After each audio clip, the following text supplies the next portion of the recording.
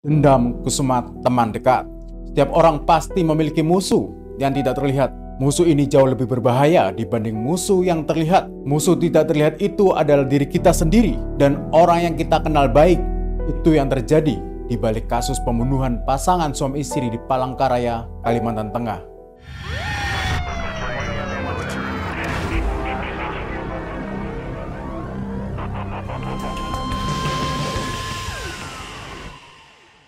Salam sehat, bertemu kembali dengan saya Gorbi, tuan rumah Binal, berita kriminal tribungalten.com, tanpa rasa takut dan ngeri.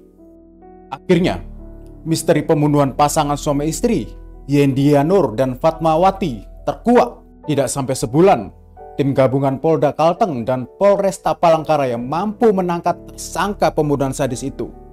Dia adalah Aji alias Utu Jenit. Membawa parang tajam, tersangka mendatangi rumah korban guna melakukan aksinya pada Jumat 23 September 2022 malam. Yendia Nur dan Fatmawati dihabisi nyawanya secara sadis. Belasan luka-luka akibat sabetan, bacokan, dan tusukan senjata tajam terdapat di tubuh mereka. Untung saja, anak bungsu korban berhasil lolos. Entah apa yang terjadi bila perempuan belasan tahun itu tidak kabur dari pintu belakang. Tragisnya, tersangka adalah teman dekat korban. Dia mengopi, makan, minum di situ dua. Apakah pikirnya tuh pelakunya harus hukuman mati? Teman dekat sejatinya menemani dalam suka dan duka. Namun dalam perjalanan waktu, seorang teman dapat menjadi musuh. Justru menjadi musuh yang lebih berbahaya dibanding musuh yang sejak awal sudah terlihat. Itulah yang terjadi antara Yendia Nur dan tersangka. Keduanya bertahun-tahun menjadi teman dekat. Tersangka disebutkan sering datang ke rumah korban, bercakap, bercanda, dan makan minum bersama. Namun, kedekatan mereka berputar 360 derajat dalam waktu dekat.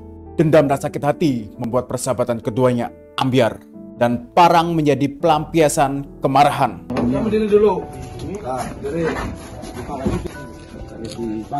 Kepada polisi, tersangka memberi pengakuan mengejutkan. Dia memang sudah merencanakan pembunuhan sadis itu. Berhari-hari dia ingin melampiaskan dendam kesumat dan sakit hati yang membuncah di dada. Untuk membulatkan tekad, tersangka kabarnya menenggak minuman keras sebelum beraksi.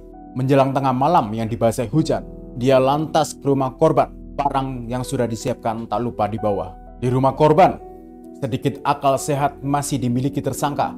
Tak ingin terkena percikan darah, tersangka melepaskan pakaiannya. Kemudian parang yang lebih banyak bicara disabetkan, diayunkan, dan ditusukkan ke tubuh kedua korban yang sedang tertidur.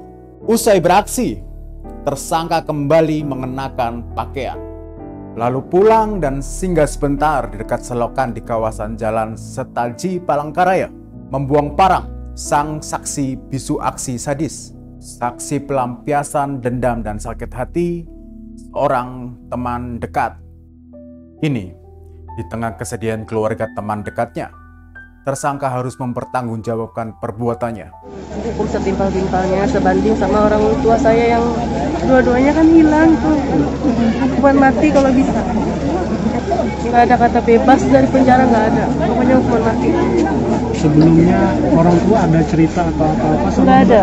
atau menghubungi, nelpon? Nggak ada. Memang hubungan baik-baik aja. Nggak ada. Kalau yang si bunuh ini si Utuh ini Sempat curiga, cuman lewat. Nggak mungkin. Ini baik-baik aja gitu kan. Dalam pemeriksaan awal, dia mengaku dendam dan sakit hati karena merasa sering dibully. Mengaku hanya diberi janji manis pekerjaan. Mengaku HP miliknya dijual. Mengaku ini, mengaku itu. Semua baru akan dibuktikan kebenarannya di pengadilan. Namun, apapun alasannya, dendam dan sakit hati, apalagi kepada teman dekat bertahun-tahun, sangatlah tidak dibenarkan dari kacamata apapun dilampiaskan dengan cara keji. Dan hukuman paling berat setimpal diberikan untuk tersangka.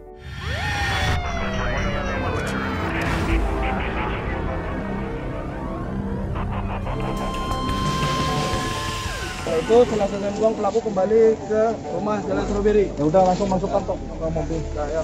Masukkannya ini. Ayo saudara,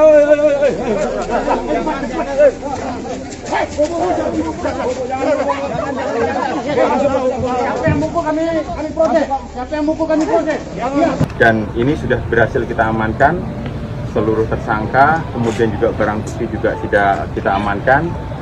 Yang kita jerat, kita persangkakan untuk tersangka ini pasal 340. Demikian final edisi kali ini. Ingat, balas dendam tidak hanya menyakiti orang yang dibenci, tetapi juga menyakiti banyak orang dan dirimu sendiri. Saya Gorbi, tuan rumah Binal. Pamit undur diri. Salam sehat, perangi kejahatan.